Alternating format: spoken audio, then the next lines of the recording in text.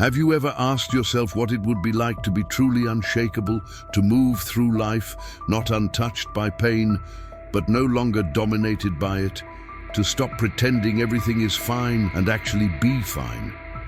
Not performing strength, but living from it. So many of us aren't exhausted because life is unbearable. We're exhausted because we're constantly bracing, trying to control how much it can hurt us. We smile when we want to cry, please others, while silently falling apart. Hold back tears because somewhere along the way, we were told that vulnerability is weakness. You may believe that what hurts you is what others did. The betrayal, the rejection, the silence. But what if what hurts most is not what happened, but what got triggered inside you when it did? Carl Jung said, "We are not what happens to us. We are what we choose to become." When you stop seeing yourself as a victim of life and start seeing yourself as its interpreter, everything begins to shift. Pain only sticks where a wound already exists. A trigger is not a threat. It's a flashlight revealing what remains unhealed. That's why one person crumbles over a passing comment and another walks through chaos with calm. It's not what happens, it's where it lands. So if something stings, it's not because you're fragile, it's because healing hasn't yet begun. But what if true strength isn't found in suppression, but in integration? This message is for those who are tired, not weak, tired of carrying invisible burdens, tired of chasing perfection to feel safe, tired of being affected by things that no longer deserve that kind of power. Let's begin with the truth you are willing to say out loud. Pain doesn't own you. Your resistance to pain does, and that can change right here, right now. You're still trying to be enough, kind enough, smart enough, strong enough, as if perfection could protect you. But perfection isn't strength, it's fear dressed in discipline. Control is an illusion, and as long as you cling to it, suffering continues. Jung also said, "Until you make the unconscious conscious, it will direct your life, and you will call it fate." He wasn't being poetic. He was explaining a law of the psyche. Your anxiety, your anger, your sadness, they aren't malfunctions. They're messengers. Every overreaction is an echo, every trigger a signpost. What gives them power isn't what's happening, it's what's unresolved beneath the surface.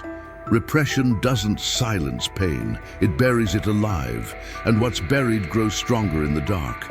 Ignored wounds become patterns, the same arguments, the same failures, the same emotional cycles repeating like fate. But it's not fate, it's unconscious repetition, and once you see that, it becomes your responsibility. Because healing doesn't begin when pain ends, it begins when you listen, when you stop reacting and start inquiring. Try this. The next time you're triggered, pause and ask, where have I felt this before? What wound is this tapping on? That's the start of self-awareness. Emotional mastery isn't the absence of feeling, it's presence in the midst of feeling. Individuation, as Jung called it, isn't some far-off goal. It's a descent into the parts of yourself. You've exiled the grief you hid, the rage you swallowed, the needs you silenced. The world tells you to toughen up. But what the world calls strength is often just disconnection.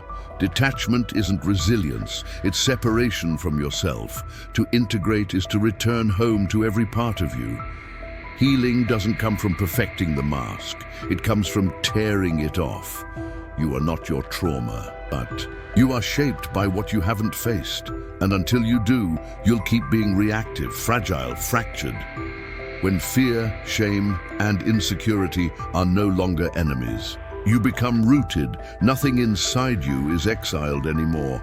And in that wholeness, clarity emerges to feel deeply, to respond, not from fear, but from your center. That's real strength. From early on, we were taught to avoid pain, hide it, power through it, smile through it. But Jung saw pain differently. To him, pain was the voice of the soul, a sacred messenger from the unconscious. Depression, anxiety, anger, They aren't flaws, they are signals. Suffering deepens when two parts of you are in conflict. The part that wants to grow and the part that fears what growth will cost. Your ego wants control. Your deeper self? It wants transformation, even if it means everything familiar has to fall apart. Pain is not a punishment, it's the result of resistance. When you stop resisting, when the mask finally drops, you don't meet your failure, you meet your essence. That's why the journey isn't about becoming numb, it's about becoming whole. You still feel, but you're no longer ruled by it. You own your emotions now. And in that ownership, something indestructible is born. Self-acceptance. Untouchable doesn't mean you never break.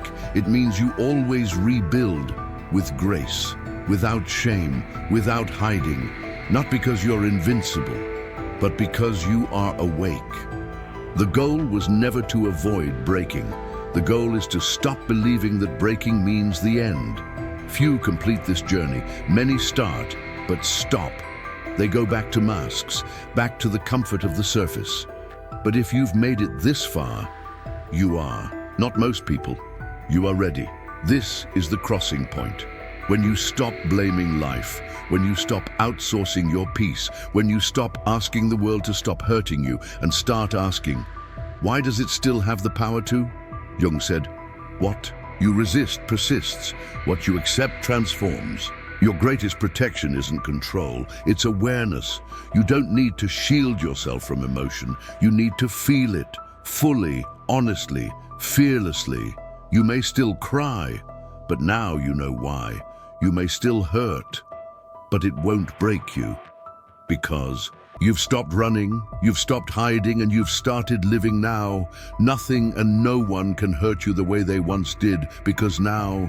You see, if this resonated, let this be more than just a video. Let it be a beginning.